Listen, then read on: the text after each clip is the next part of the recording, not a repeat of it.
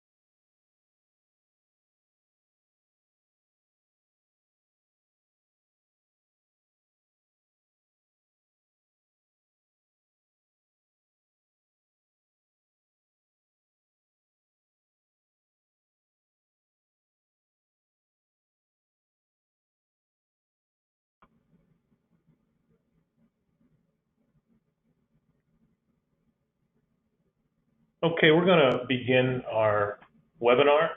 I'd like to welcome everyone. Thank you for joining us for this webinar. The webinar topic is biogas, how to handle, clean, and valorize biogas. So it's an exciting topic for us. So we're leaving outside of the core of what we've done in the past with the anaerobic reactor.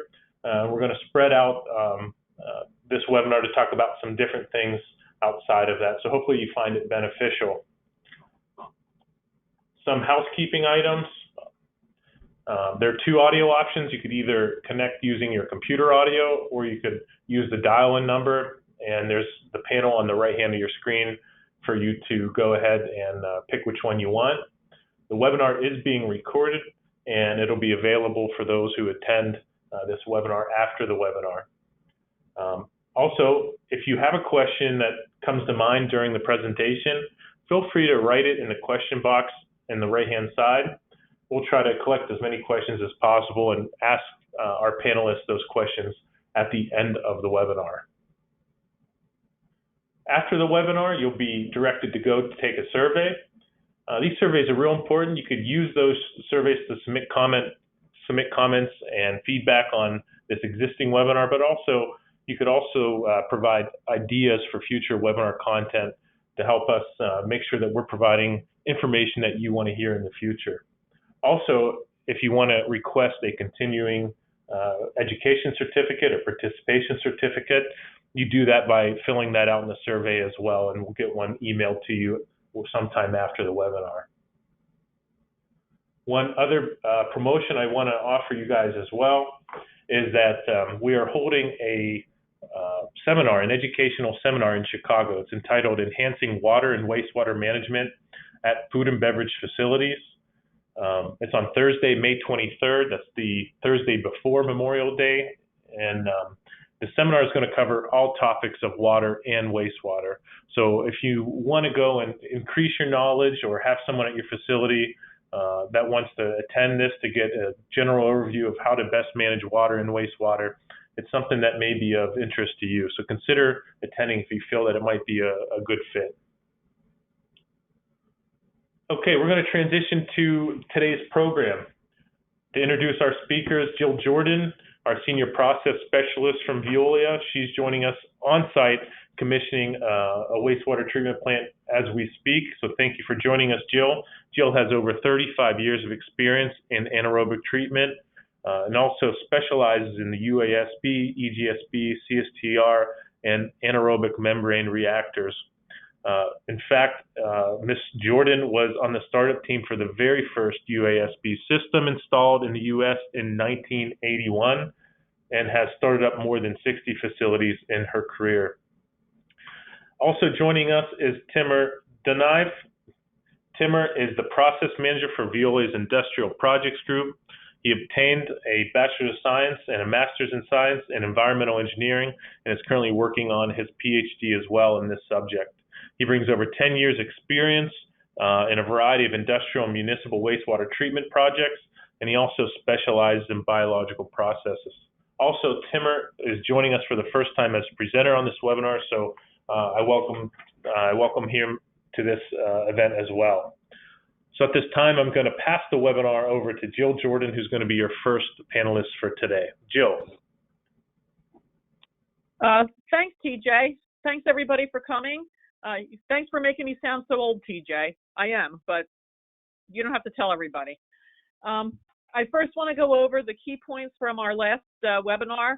If you guys were here, you remember that we were talking about maintenance issues for our anaerobic processes. And we always talk about safety first.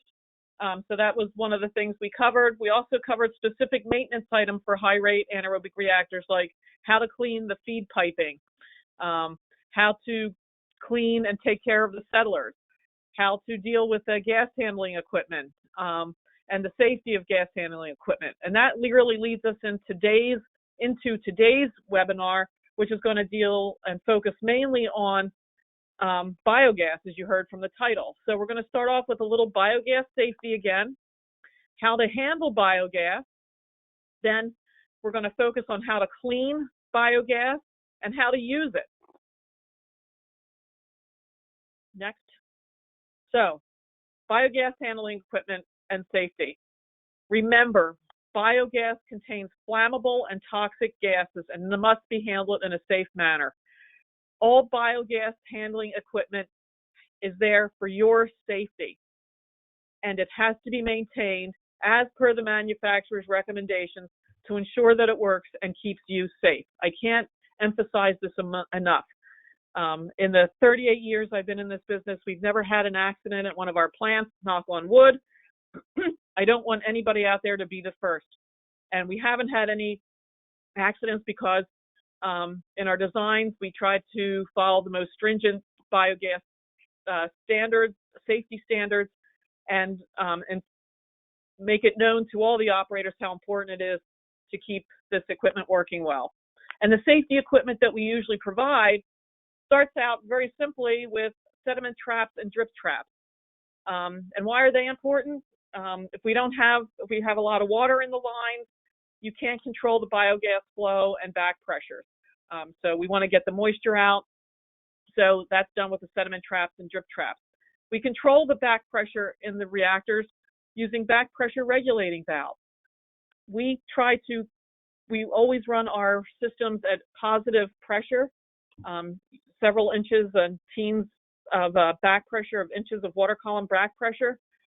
This is so that we don't get air mixed in with the biogas. If we get air mixed with the biogas, you could potentially have an explosive combination if a spark ever entered the system. So we always run with positive pressure so that air can't enter the system. We have pressure and vacuum relief valves on the system so that if overpressure or under pressure situations happen, the tank is protected. We have check valves. We have and flame tracks and the flame arresters so that, God forbid, that a flame does enter the piping, the gas piping, it stops. The gas flow would be stopped from going backwards. The flame is stopped from going backwards. The only place that the biogas can be burned in a safe manner is in a flare or in some other type of equipment, which we're going to talk at the end of this webinar. At the flare, it's the only place where we have the three things necessary for burning, and that is the biogas, oxygen, and a spark. Sorry, TJ, go ahead. So what's the typical biogas composition? The main components of biogas are methane, and it's usually typically in our high rate systems, 60 to 80% methane. Some are a little lower, some are a lot higher. It's usually 20 to 30% carbon dioxide, 1 to 4% water vapor, 0 to 2% hydrogen sulfide, and often there's other little particulates in the biogas, and there's also can be minor components of nitrogen and things like ammonia. Next. So why do we need to clean it? Why are we worried about this? Well, biogas can contain compounds that are harmful to downstream equipment. The big one is sulfur and water. The biggest issue is that you combine sulfur and water, you make sulfuric acid.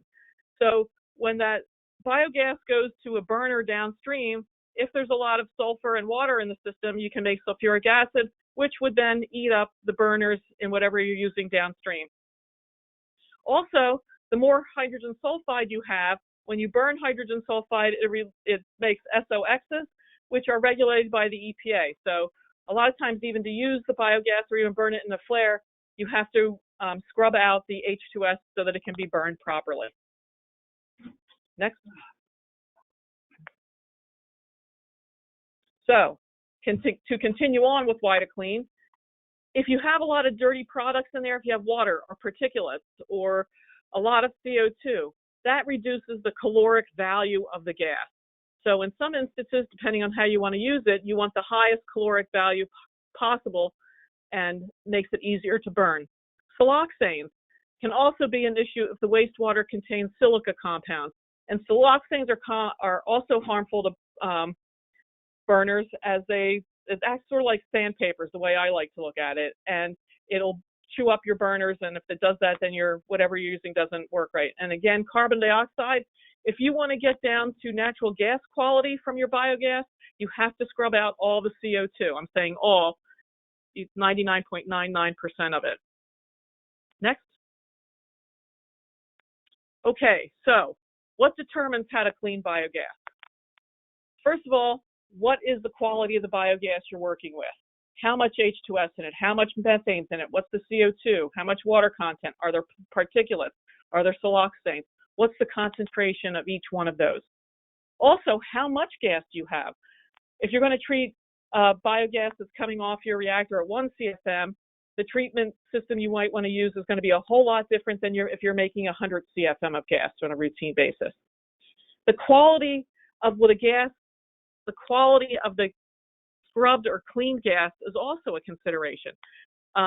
Depending on what you're going to use the biogas in and how to valorize it, you may need really super clean biogas with no H2S, no CO2, no water, or you may be able to have 0.5% water and 200 parts per million of H2S, and it's not going to be okay with the system. So all of those have to be considered when you're picking out how you're going to clean the biogas. Now, Timur is going to continue on and tell us how to clean the biogas. Timur, it's all yours.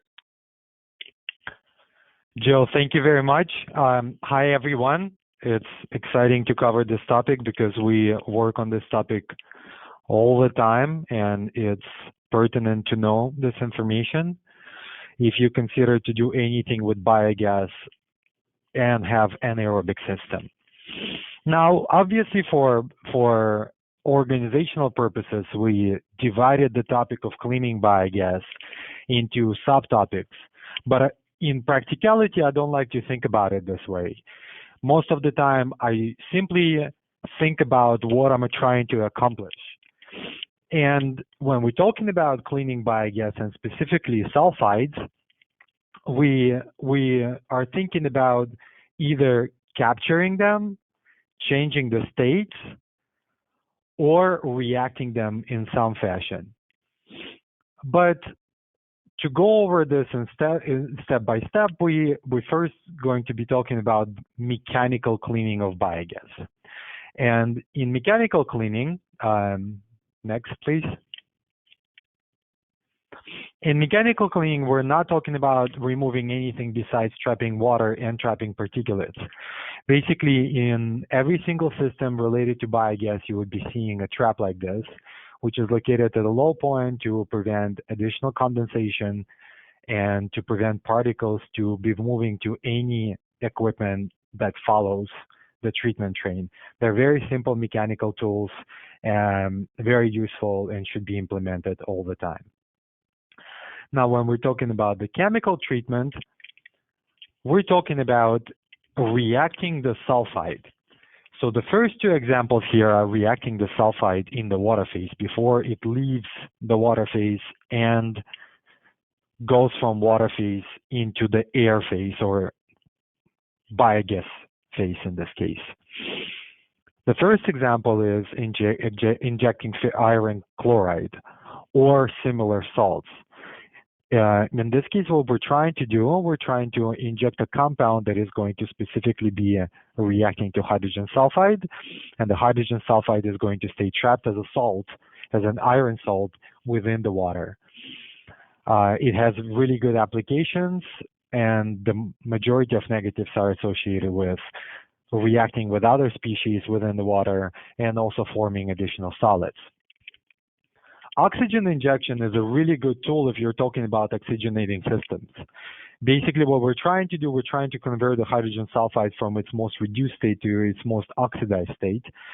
The issue of using oxygen, and there are a lot of scientific work related to that, but very little application, is microaerating anaerobic systems in presence of biogas is quite dangerous. So introducing oxygen mixture, even under microaeration, could be quite dangerous. But that's definitely an option to consider, where you would be introducing small amount of oxygen into the headspace and oxidizing hydrogen sulfide into sulfate, which could be considered a biological system. So the next is what we call a caustic scrubber. Caustic scrubber is basically a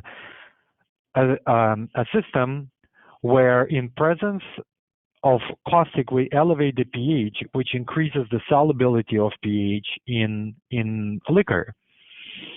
So if you take a biogas stream laden with hydrogen sulfide and you recirculate high pH water, you will be once again moving hydrogen sulfide, this time from gas phase into liquid phase. Sometimes we also add not only caustic but hypochlorite, in which case you would also be reacting with hydrogen sulfide and removing it as salt. It's very effective. There are many different applications, many different vendors, many different medias. It's very effective, quite easy to control, but the major drawback here is preferential removal of hydrogen sulfide is very hard, because the reaction occurs very, very fast, and you would be removing CO2 at the same time, which could be beneficial, but most of the time that would just mean greatly increased chemical consumption. Next, please. Iron sponge is a very similar application to injecting iron salts. Basically, there is a media that has iron impregnated onto the media. Usually it's some sort of wood chips. And iron would be reacting with hydrogen sulfide in the air and getting trapped on the media. So this type of system would require changing of media when the media is spent. There is some ways to regenerate the media on site, but most of the time, after certain amount of time, when you eliminate all of the capacity available on the fixed media, the media is spent and would need to be replaced. Very effective, relatively cheap systems that are used very often. Now, solvent, so we just talked about caustic scrubber or high pH scrubber. There are many different other ways to scrub H2S from the gas phase into the liquid phase. Some of them are amine scrubbers, solvent scrubbers, but the basic idea is the same. We're using some sort of liquor to react with hydrogen sulfide in the air, trap it in the liquid phase, and react with it in the liquid phase, either under high pressure or low pressure conditions, and then removing them. They're very effective and particularly used for compounds that are harder to remove. So not just hydrogen sulfide, but for siloxane, which has much lower solubility in water compared to hydrogen sulfide, using water scrubber or water-based scrubber, even with added chemistry, is not as effective. So solvent scrubbers with increased solubility come in play. Next, please. Bioscrubber or biological oxidation is a combination of the processes that we already described in microaeration and scrubbing. So basically, we're using caustic scrubber to remove hydrogen sulfide from the air phase, but this time, instead of leaving it untreated in the water phase, we're using the biological process of oxidizing hydrogen sulfide into sulfate in the separate system to remove hydrogen sulfide from the liquid phase, in which case the liquor could be completely recirculated or mostly recirculated and reused on a continuous basis. The systems are very effective. Veolia provides our own bioscrubber called sulfothane. There are similar other players in the market. It's a very well-established technology, and the good side of it is a continued reuse of chemicals and thus reducing the chemical consumption. Biotrickling filters are very similar to bioscrubbers, except the growth of the microorganisms that are oxidizing hydrogen sulfide occurs not in the liquid phase, but rather on the surface of fixed film media. They're very similar to the trickling for the wastewater treatment, where we recirculate them in once-through fashion, either water that contains hydrogen sulfide or biogas with hydrogen sulfide, and introducing water just as a media to react, and biological and microorganisms growing on the fixed film media are doing all the work. Mixed liquor scrubbers are a great integration into a larger system. So we just described the biological process of removing hydrogen sulfide, whereas microorganisms such as, and they're mostly autotrophic microorganisms using hydrogen sulfide as electron acceptor, are used for the cleaning purposes. And it could be a simple isolated system, like an example of sulfothane, where we scrubbing and then using a small side stream to treat the scrubbing liquid and oxidize hydrogen sulfide in the scrubbing liquid.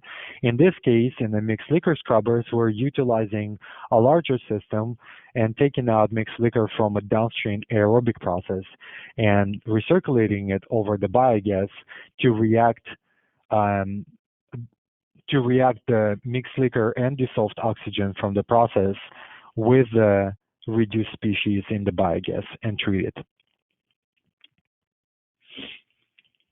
In the physical reaction, we're using most of the time some sort of adsorbent media, and the examples given here are activated carbon, graphite. There's different forms of zeolite, both naturally occurring and non-naturally occurring or manufactured. There is also a lot of research into the ceramics and using ceramic for their adsorptive properties. But the basic idea is after humidity has been removed, which is very important, and the chilling equipment here shows that, we are using porous material with mesopores and macropores to trap any pollutant within the biogas stream within the physical pores of that material. And obviously, once the pores are filled, the material has to be replaced, but this process is very, very fast acting and very effective for to achieve very, very low concentrations of pollutants on the outlet. And as stated in the chilling equipment phase, we're using the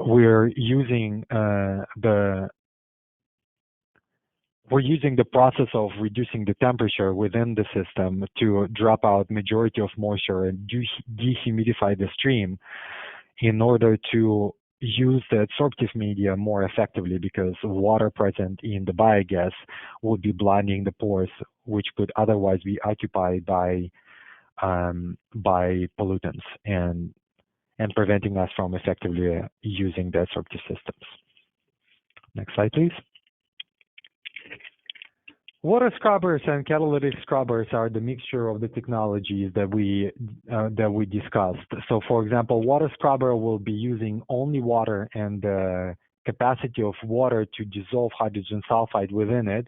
And there could be many different ways of utilizing it more effectively, such as increased pressures, because under increased pressure, the Henry's law constant is going to be suppressed, and we will be putting more hydrogen sulfide into the water phase than would normally be available at atmospheric pressures.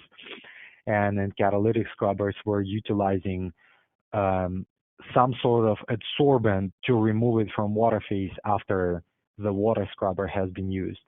Both of these technologies are used extensively in the fields outside of environmental fields usually, and are very effective and well designed.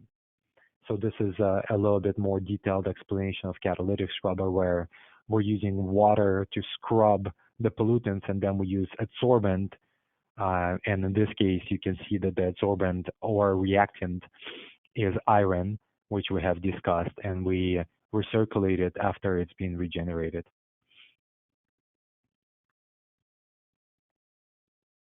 Next slide, please. Organic scrubber and cryogenic separation. In the cryogenic separation, we're using the distillation principle, similar to what we're using in chilling, except taking it a little bit further and physically separating the pollutants from the stream using the differential pressure, using the differences in differential pressure of different pollutants. And the organic scrubber is another example of the solvent scrubber, where we're using a specific solvent, especially when we're trying to address pollutants that are not easily with solubilities that are very, very low. Examples are organic reduced organic sulfur compounds, for example, methyl mercaptan. We already talked about siloxanes, but methyl mercaptan, dimethyl sulfide, dimethyl disulfide, and compounds like that have very low solubilities are organic scrubbers or solvent scrubbers are much more effective in removing them, because where you would be using solvents that would will have the capacity for the increased solubility of those compounds. And the ultimate tool is the membrane separation. So the membrane separation uses simple membrane technology, or maybe not so simple, but the concept of membrane separation is relatively simple, where we pre-treat, and most of the time this is used for biogas that needs to be cleaned all the way down to reusable quality. And you might have heard about the green credits, where we're using biogas generated and we're injecting it all the way to the grid, in which case we need to be producing an equivalent of natural gas methane concentrations. A schematic that is shown below, you can see that the biogas is dried, and then all the constituents, all the pollutants such as VOCs and hydrogen sulfide are removed, and ultimately the membrane is used to separate CO2 from the biogas and concentrate it all the way to biomethane, with the concentration of methane over 97%.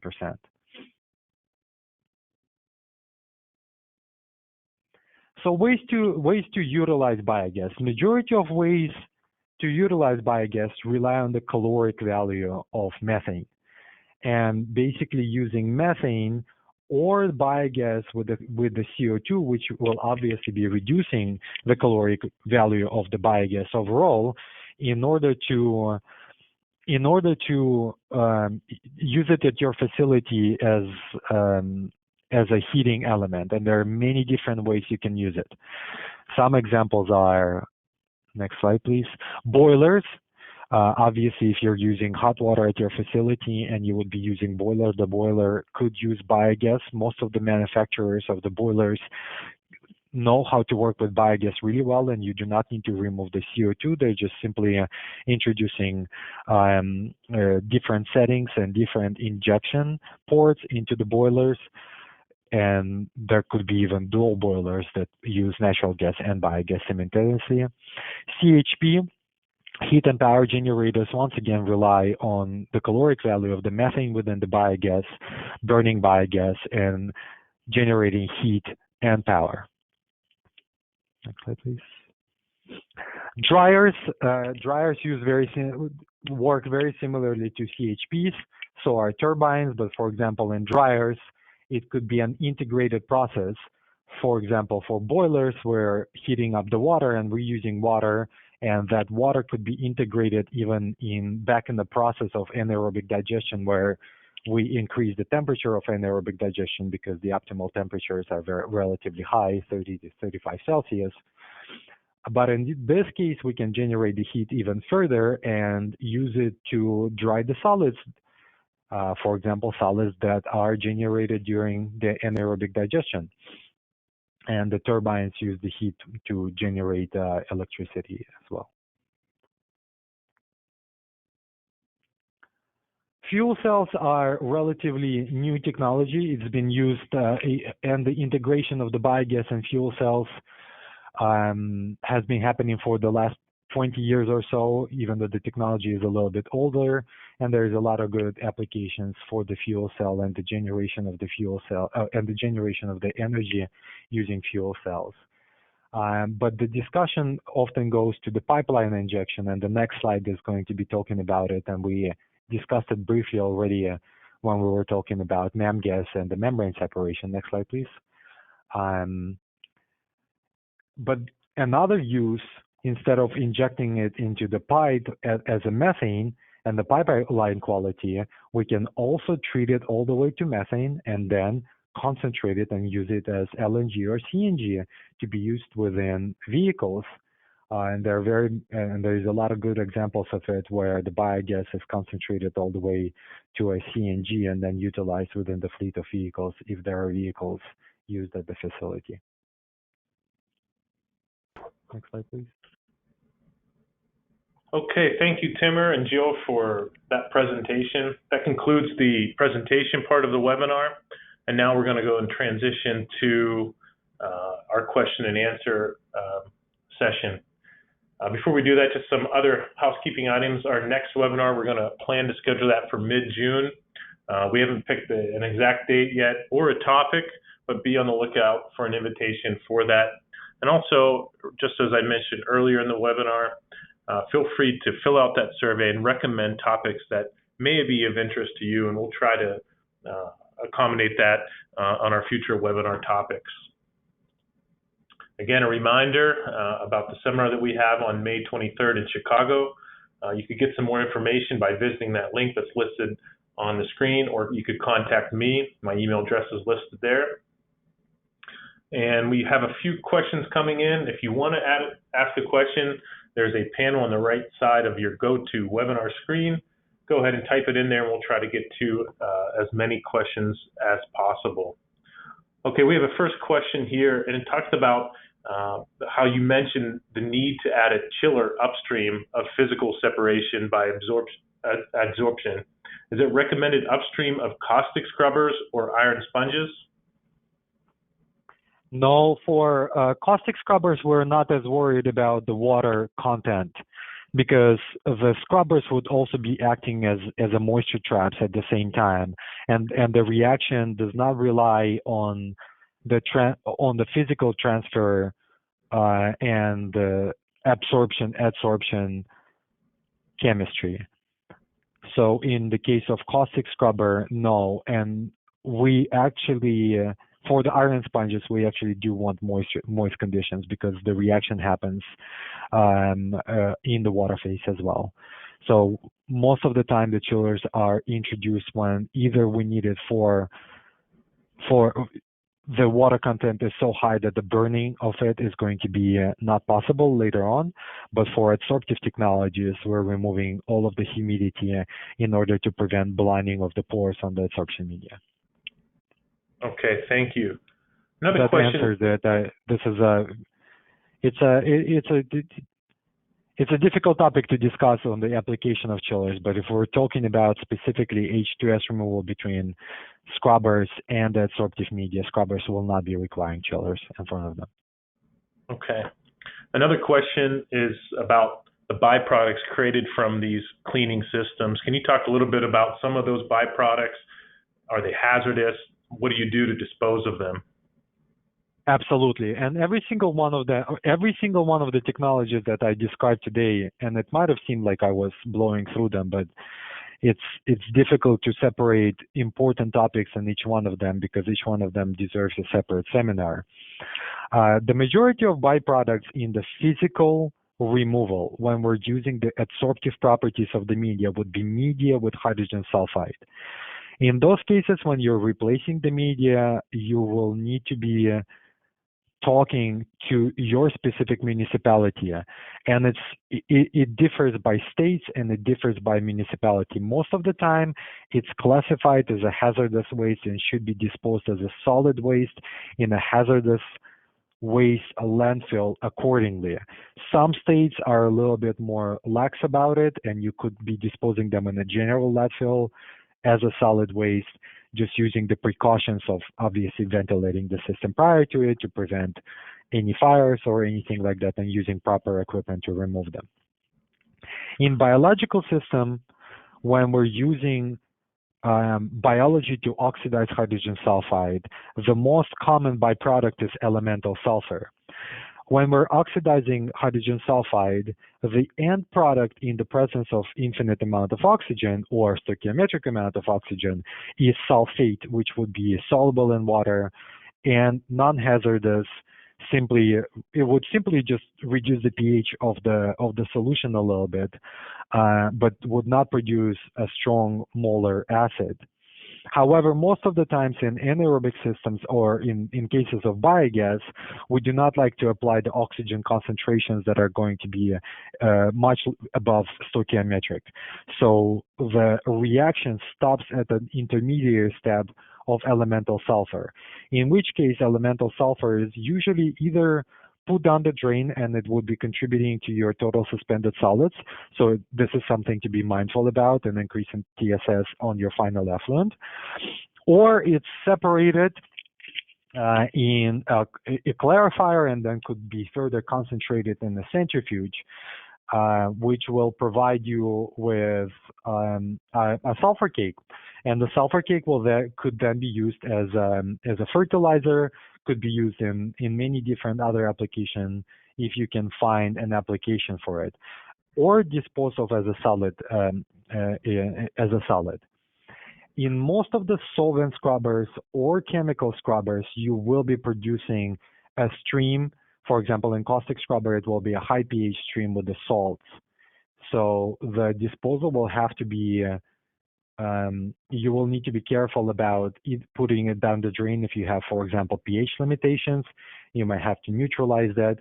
In case of solvents, most of the solvents are going to be organic in nature. So if you're using an organic solvent to remove it, it will contribute to the COD of the final effluent. We can talk about it a little bit more, and you can obviously send us an email and we'll be happy to discuss it. But every single one of the systems described will have some sort of the stream, and handling the stream would be related to the permit you have, the further application you have, and geographical location, because specifically for the solids disposal and for the final water permits. Okay, thanks. I have a question here from an attendee about how much biogas production is required to use it in a boiler. And I don't know if you could comment on what's required. I know some boilers are different, but I don't know if there's a general kind of a production that is needed in order to run something like that. Can you comment on that?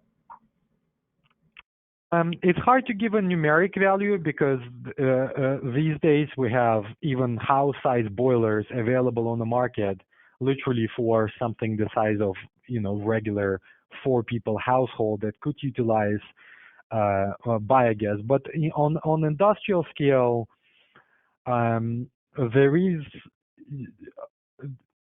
we've done the calculations, and it's obviously related to the natural gas cost. So if your natural gas prices are variable, higher, lower, it all comes down to the economy of the question, whether integrating, if you already have a boiler running on natural gas, all you'll need to do is integrating a separate injection port, and you can use the dual burners. So most of the time, even small amounts of biogas could be reused. But obviously, it's mostly about the cost of your natural gas and the further application. It's a little bit hard to to discuss these things, but you would need some decent amount of biogas in order to make it economically feasible. But giving a specific number is hard without looking at the project. Well, with that, I wanted to say, even in some of our smaller packaged plants, which don't make much gas, unfortunately, I don't have the number right in front of me because I'm out of the startup, but they have been able to use the biogas generated in small package plants, maybe 200 cubic meter package plants, into a package boiler to help with the heating of the wastewater. So it doesn't have to be much. I'm going to guess maybe 10 CFM is what would be needed in that case. Yeah, that's a great example. Yeah, as I said, there's boilers available now that can make it economical even for, household applications. Okay, we have a few more questions, so hopefully we can get through them. This question has to do about dosing for iron chloride in anaerobic digesters to minimize H2S concentration in the biogas produced. Can you comment on that? Sure. We always recommend. Step number one is to figure out, obviously, the H2S concentration, and in this case specifically, you need to be concerned about the dissolved sulfide in the water phase, and it could be back calculated from the biogas hydrogen sulfide calculation, or it could be stoichiometrically calculated based on the inlet proteins and the inlet sulfate calculations into an anaerobic system. But then you would just be applying 1.5 times the stoichiometric value. Well, obviously we usually recommend at least 1.5 times the stoichiometric value, and you should be mindful of the formation of the solids associated with that. Yeah, I want to say you have to be very, very careful that you don't add too much. You have to look at the amount of. Usually, we add ferric chloride as the source of iron. If you add too much, if your sulfur concentration is so high that you have to add so much ferric chloride to make FES that number is greater than your biomass growth, you will wind up having a very, very we call it a bio brick. Actually, I mean, you get a sludge that has a very, very low volatile content, which makes the activity of the sludge goes down. So you have to be very careful in doing that. Yeah, the density of sulfur is very high. It's 2 grams per centimeter cube, so it's very heavy. Okay, and looks like I have one final question here, and this is from a brewery. They have an issue with their biogas holder, and really they want to ask the question: is it possible to run without the holder? And do these systems typically have holders in their process? It is possible to run without a holder. We run a lot of our facilities without holders. So the beauty of the biogas applications with well-equalized influent is that the biogas production is going to be relatively steady after we build up the back pressure. So we usually build up some level of the back pressure on the system that you have a capacity, and if you have a well-equalized flow, the production is going to be relatively steady depending on what kind of utilization is done at the end.